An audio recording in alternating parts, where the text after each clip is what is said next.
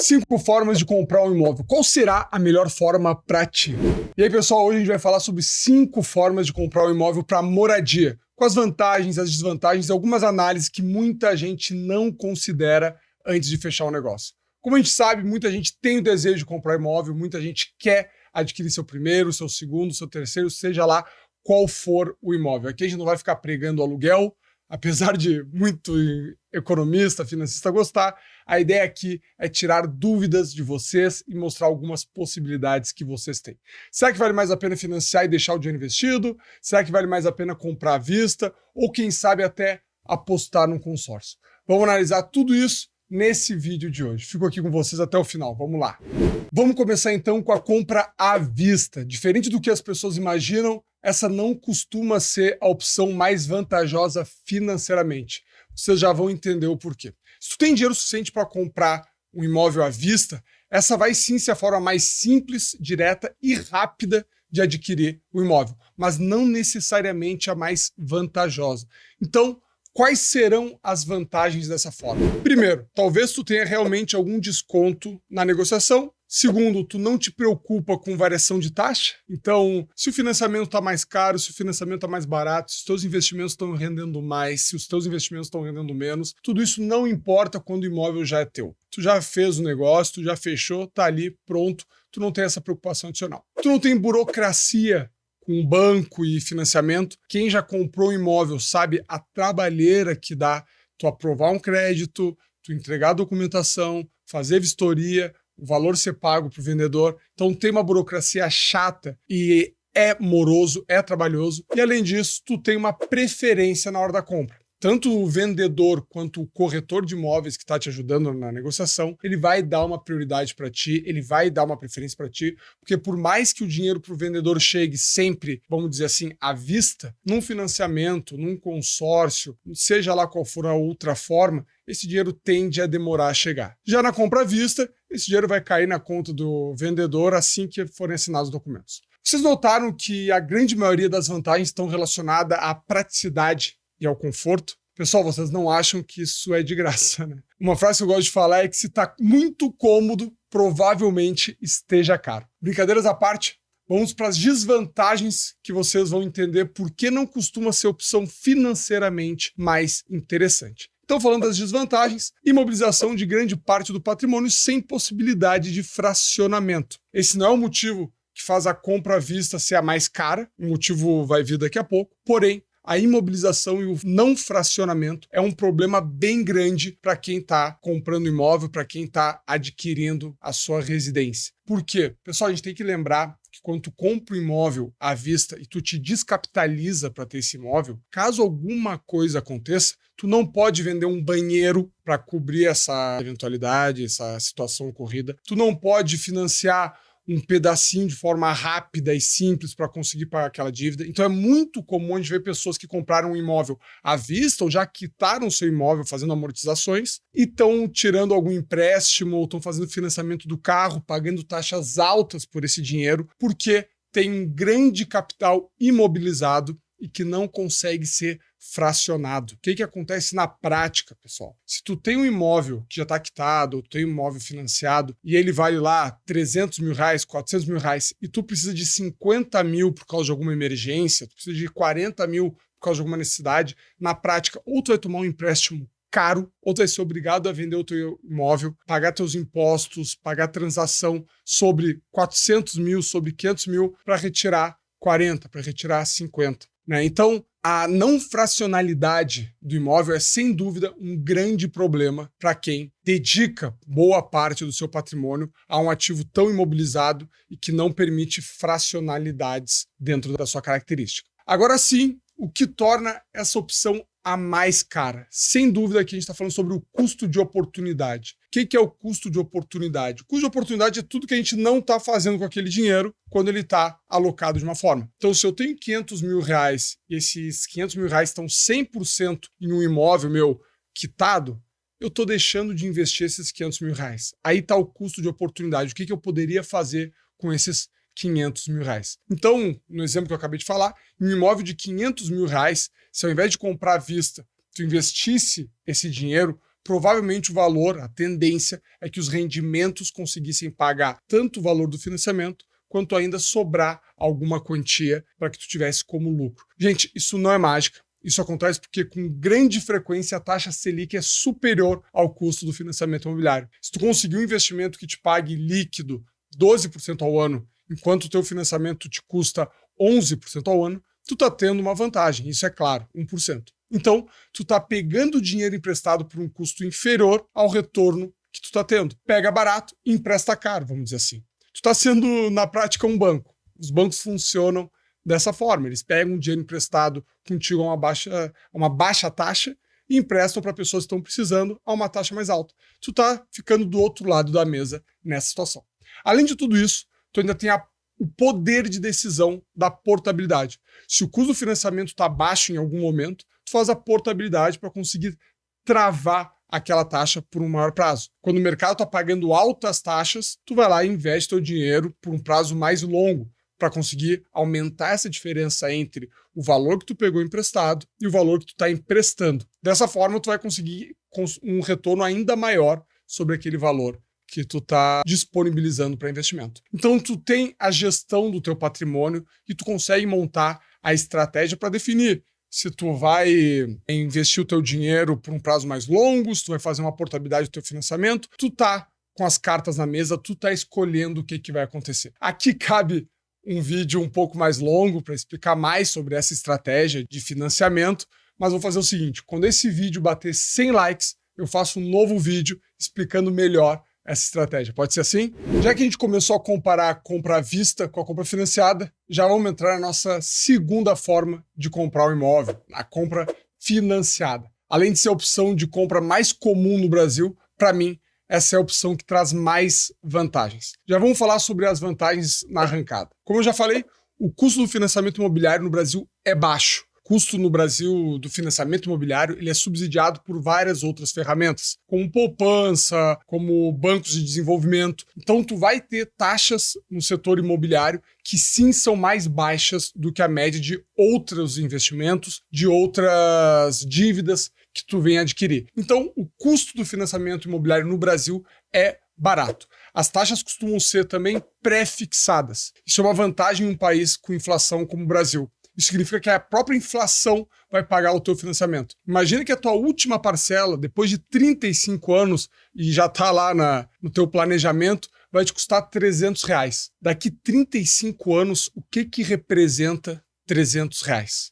Muitos governos se utilizam da inflação para fazer com que a sua dívida reduza. Quando tu está fazendo um financiamento imobiliário com prazo de 35 anos, o que está fazendo é usando a inflação a teu favor. Se hoje R$350 é o equivalente a 10% da tua renda, com a inflação, daqui 35 anos, óbvio, vai ter ali um reajuste pela TR, mas daqui 35 anos, esses R$300 vão ser irrelevantes dentro da tua renda, dentro dos teus vencimentos. Então, tu não tem que te preocupar tanto com as últimas parcelas. Isso também traz um ponto importante. Será mesmo que vale a pena amortizar? Eu deixo essa pergunta para vocês para responder num próximo vídeo, se bater os 100 likes nesse aqui. Então, além de tudo isso, o financiamento imobiliário é uma forma que o trabalhador tem de destravar dinheiro do FGTS. Muitos trabalhadores, carteira assinada, são obrigados a contribuir para o FGTS. E uma das formas mais práticas e mais fáceis de conseguir pegar esse dinheiro do FGTS é fazendo um financiamento imobiliário, porque periodicamente tu pode usar o FGTS para pagar essa tua dívida. Então, numa situação onde tu não tem outra opção, que é contribuir para o FGTS e que é, de certa forma, amortizar, que talvez não seja a opção mais interessante, pelo menos está usando os recursos do FGTS para alguma coisa e eles não estão lá rendendo muito menos do que poderiam. Além dessas opções que eu falei, além dessas vantagens, a gente também tem uma questão que é o seguro de vida que está embutido dentro de um financiamento imobiliário. Ah, Matheus, mas eu não quero ser obrigado a contratar um seguro de vida. Ok, verdade. De certa forma, tu está sendo obrigado a contratar um seguro de vida e talvez tu não tenha interesse ou ele não seja um produto tão interessante para ti. Porém, para a grande maioria das pessoas, o seguro de vida dentro do financiamento imobiliário, ele é muito mais barato do que se tu for contratar fora, se tu for contratar de forma individual. Como a gente está falando do mutualismo, como a gente está falando de muitas pessoas contratando seguro imobiliário, o seguro dentro do produto imobiliário, automaticamente os preços, os custos desse seguro também acabam sendo reduzidos. Então tu tem ali embutido um produto obrigatório, porém com um custo muito baixo, e eu gosto de tratar isso como uma vantagem dentro do financiamento imobiliário. Além do seguro de vida, tu ainda tem uma proteção contra a catástrofe, vamos dizer assim. Tanto na pandemia, quanto nas enchentes que tiveram no Rio Grande do Sul, o financiamento imobiliário foram uma das coisas que foram travadas e foram deixadas de ser cobradas durante aquele período de catástrofe, durante aquele período de problema social. Então a gente pode considerar que, de certa forma, o financiamento imobiliário é um dos produtos que a gente tem alguma flexibilidade no pagamento em caso de problemas maiores, vamos dizer assim.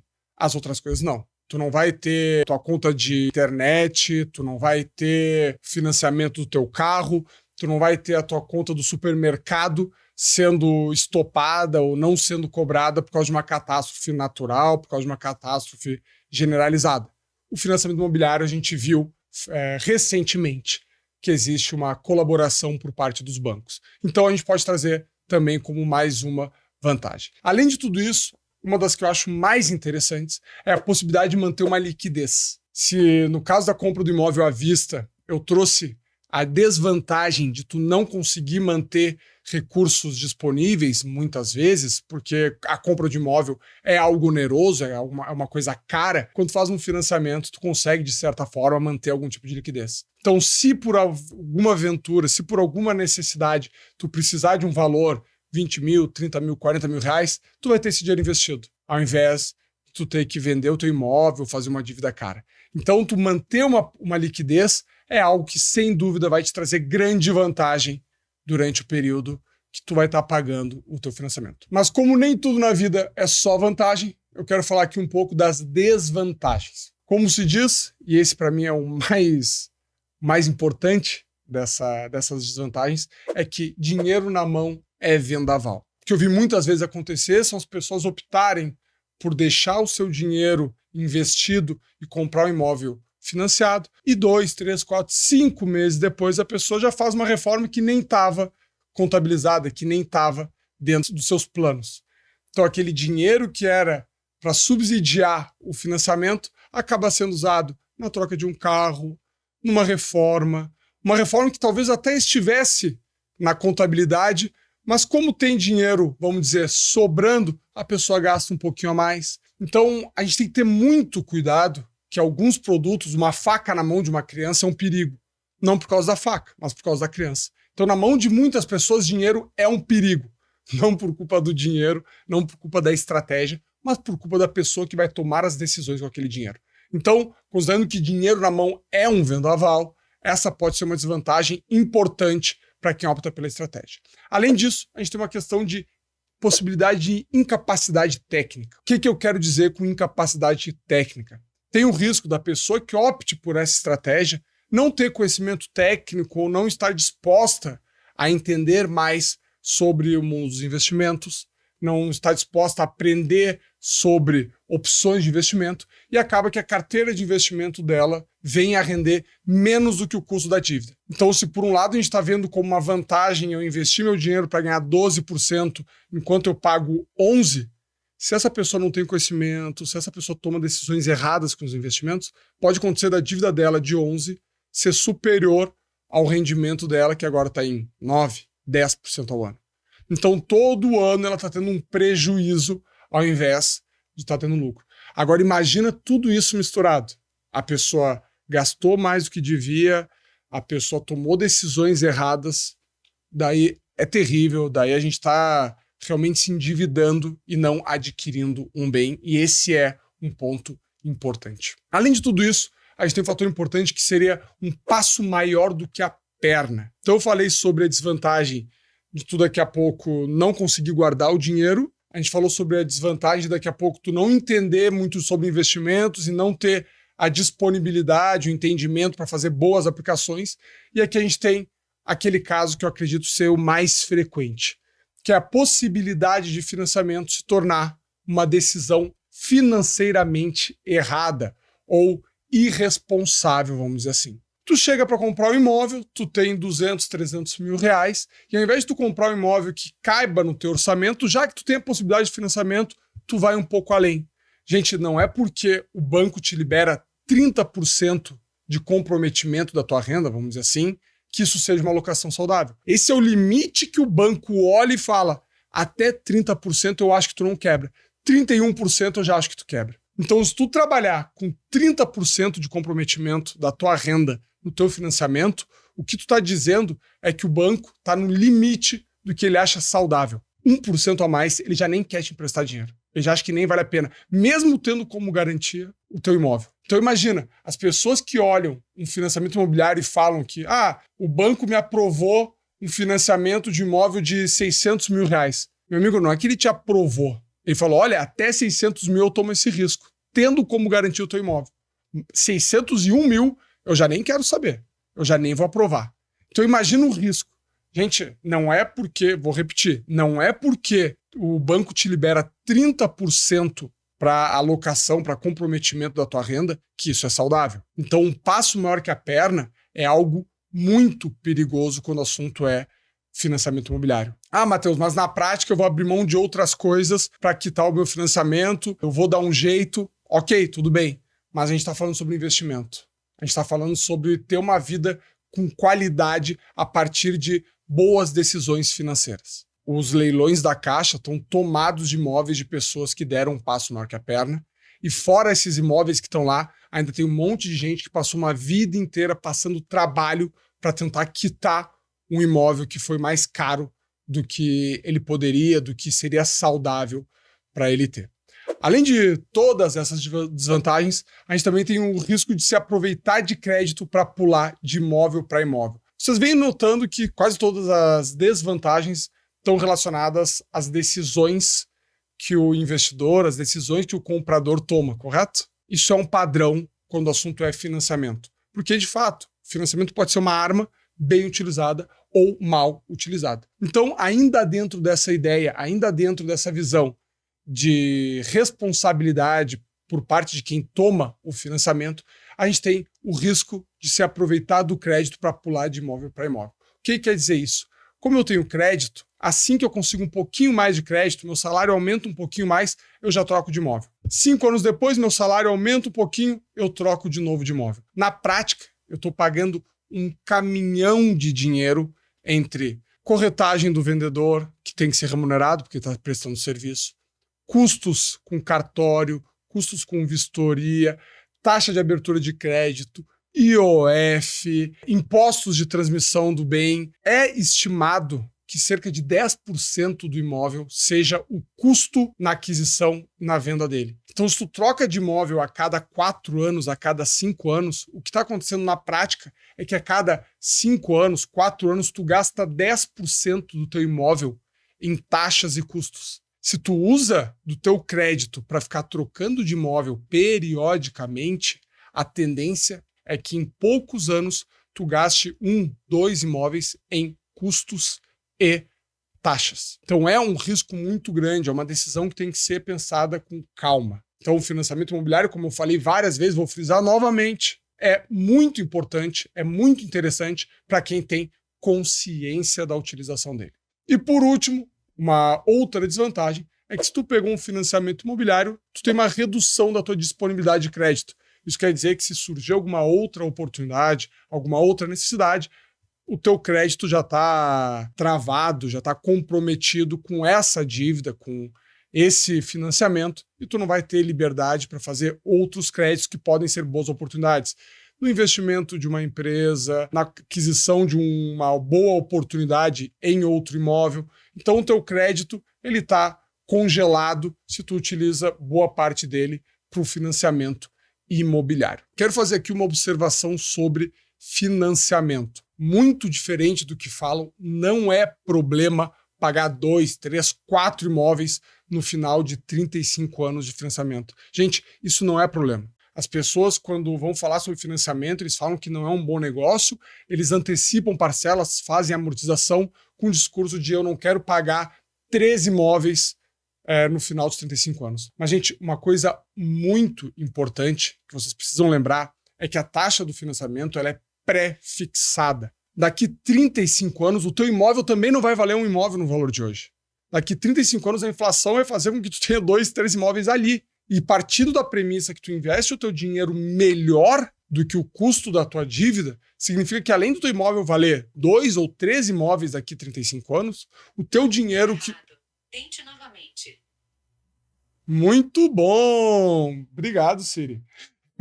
Então, voltando. Se daqui 35 anos o teu financiamento vai te gerar uma renda extra, um rendimento, porque ele é superior ao teu custo de financiamento, teus valores investidos, isso significa que lá na frente, além do imóvel que vale 3, 4 vezes o imóvel de hoje, tu também vai ter um dinheiro investido que vai valer 2, 3, 4 vezes o valor do teu imóvel. Então, não é só a dívida, não é só pelo lado da dívida que tu tem que olhar. Tu tem que olhar o lado da dívida e quanto ela vai te custar no final desse prazo, mas tu tem que olhar também o teu ativo e os teus investimentos, o teu custo de oportunidade.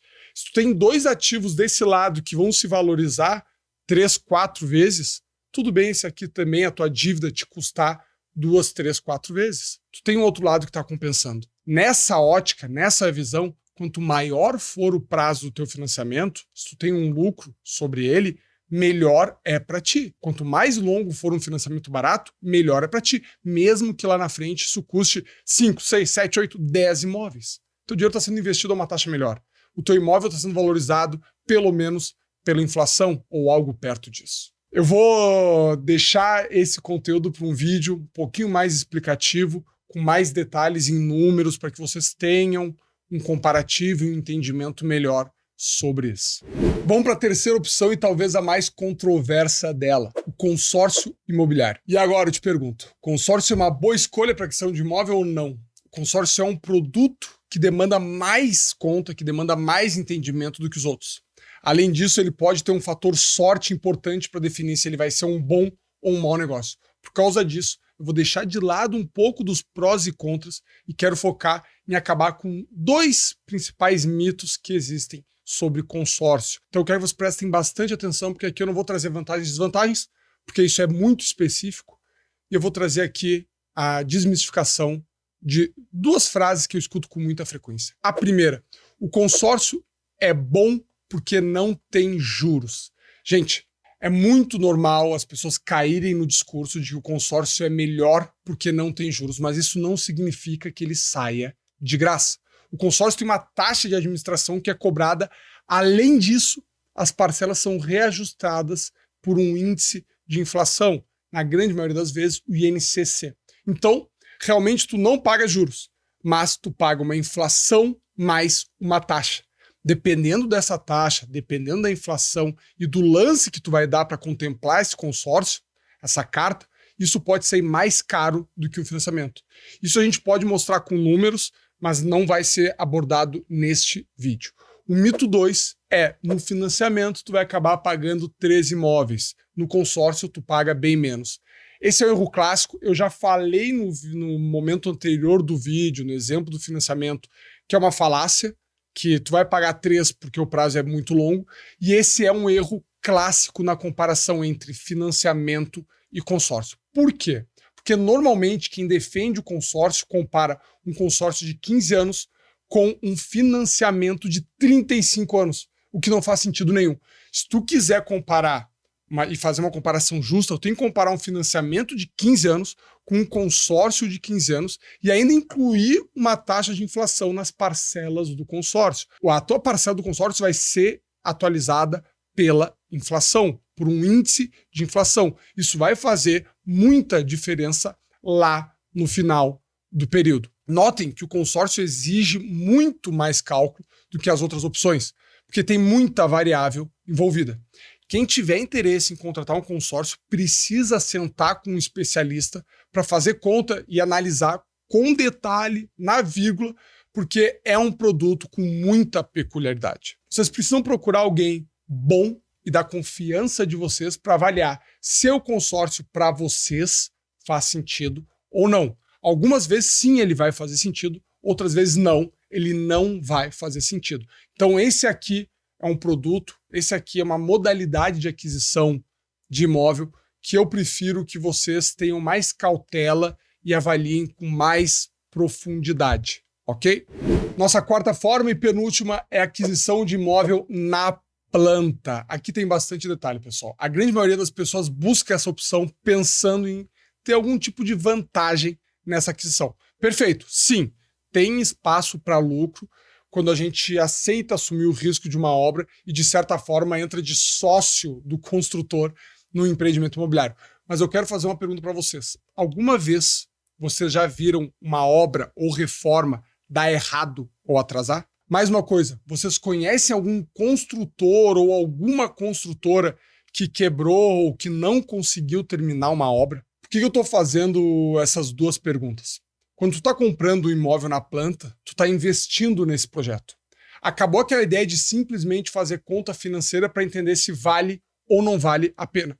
Agora vocês precisam colocar na conta um fator importante, que é o risco. Um risco do projeto não ser concluído da forma que foi prometido, do prédio ter alguns vícios que não se imaginava, da obra atrasar muito mais do que o previsto, de no momento da entrega tu perceber que todo mundo que tinha comprado era investidor e agora está tendo um leilão dos imóveis, já que ninguém quer fazer um financiamento ou pagar os outros 85% do valor do imóvel que tinham que ser pagos na entrega da chave. Como eu falei, quando se compra um imóvel na planta, se deixa de ser um simples comprador de imóvel para se tornar também um investidor. A atenção precisa mudar. Dito isso, vamos para as vantagens e desvantagens da compra do imóvel em leilão.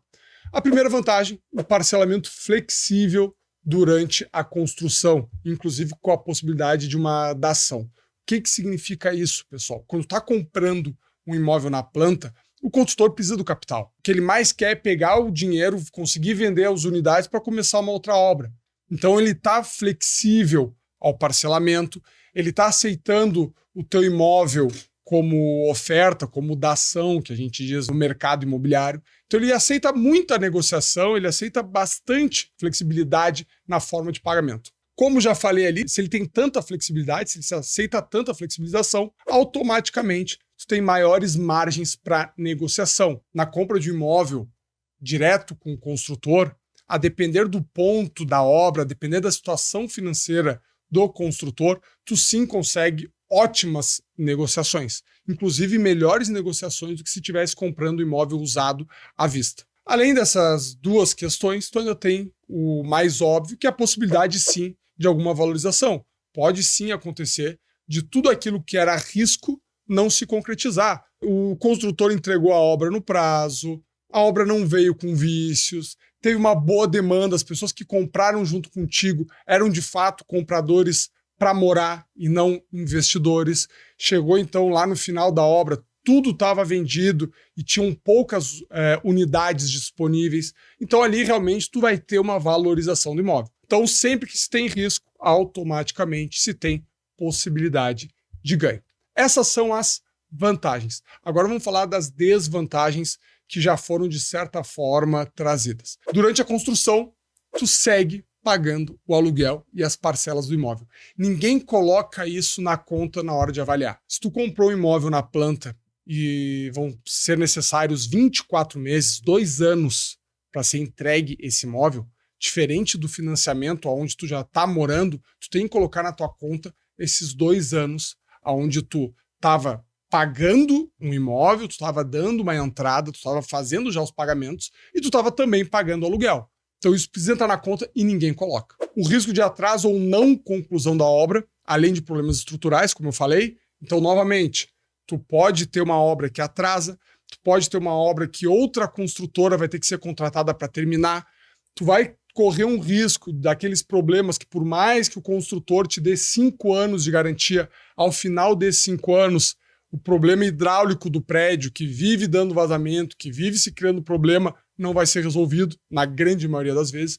Então, sim, tu tem ali algumas situações em que existe um risco, e esse risco, sim, se ele se confirmar, tu vai ter tido uma decisão não tão vantajosa. Além de tudo isso, ter sido um investimento insatisfatório no prazo. Esse aqui é bem importante e a gente precisa, junto com ele, colocar mais um quarto elemento de desvantagem, que é uma maior dificuldade para análise do retorno obtido. O que eu quero dizer aqui? Quando a gente vai avaliar o retorno na compra de imóvel, a gente tem que fazer da mesma forma que a gente faz com os outros investimentos que a gente tem.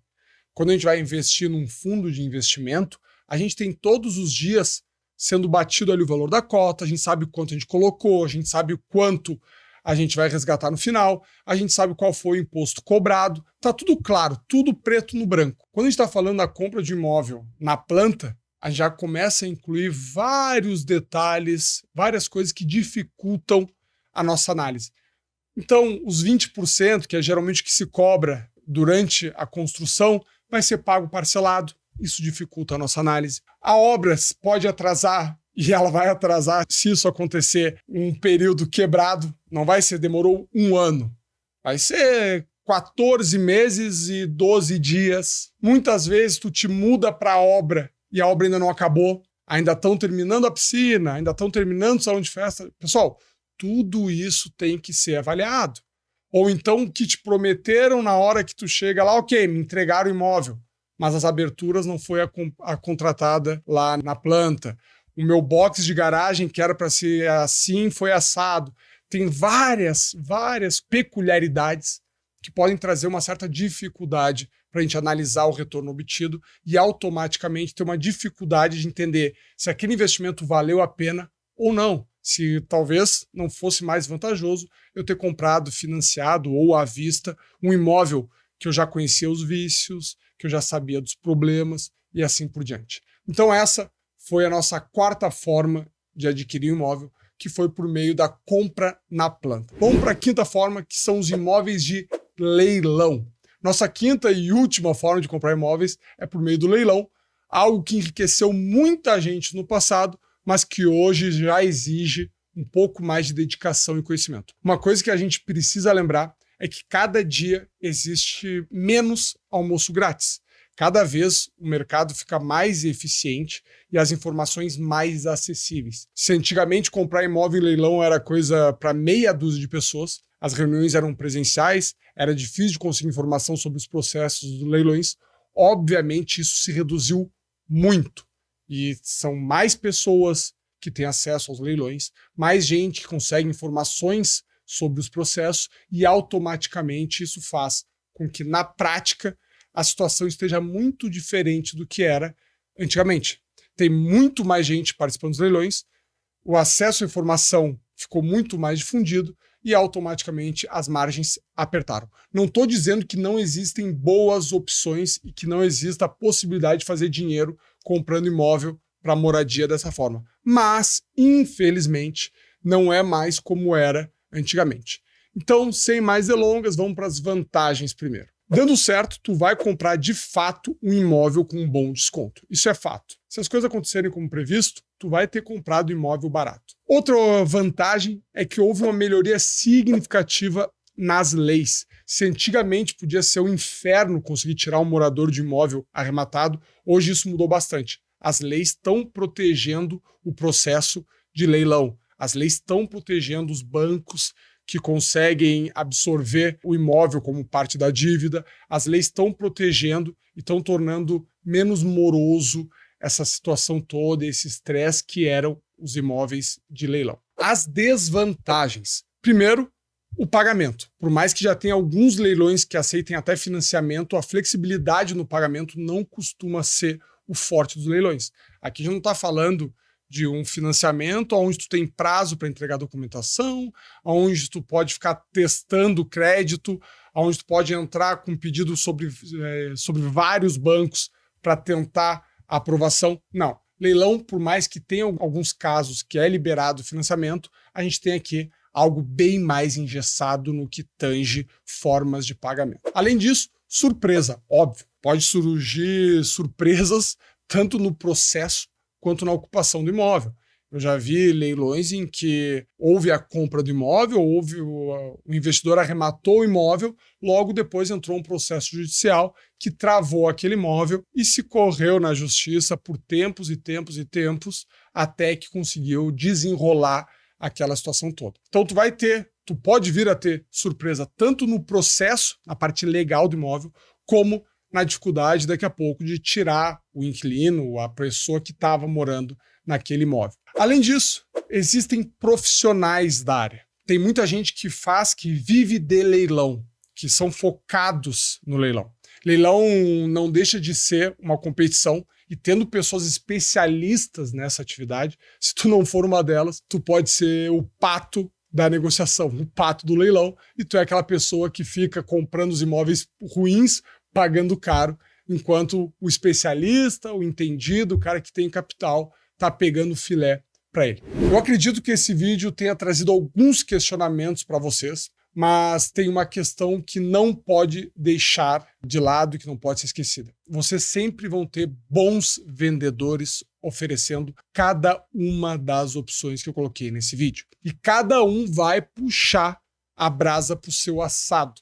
Vai tentar te vender, vai falar que o consórcio é a melhor opção, vai falar que o financiamento é a melhor opção, vai falar que comprar à vista é a melhor opção, geralmente esse é o teu tio ou tua tia. Vai falar que leilão é uma boa opção, vem aqui comigo que eu vou te ajudar a comprar um imóvel em leilão. Gente, uma forma dessa competição pelo cliente não ser prejudicial para o investidor é tu ter um consultor, tu ter um assessor de qualidade e da tua confiança. E que, de preferência, tenha todos esses produtos para te oferecer. Se a pessoa que está sendo atendida por alguém que tem todos os produtos para oferecer, ele, de uma forma muito mais fácil, vai dar a indicação, vai apresentar aquela opção que parece ser mais vantajosa ou que deva ser mais vantajosa para aquele investidor. A compra de imóvel envolve valores muito altos, então não economizem nessa análise, busquem profissionais capacitados para auxiliar vocês nessa decisão. Isso pode poupar muito dinheiro e dor de cabeça de vocês.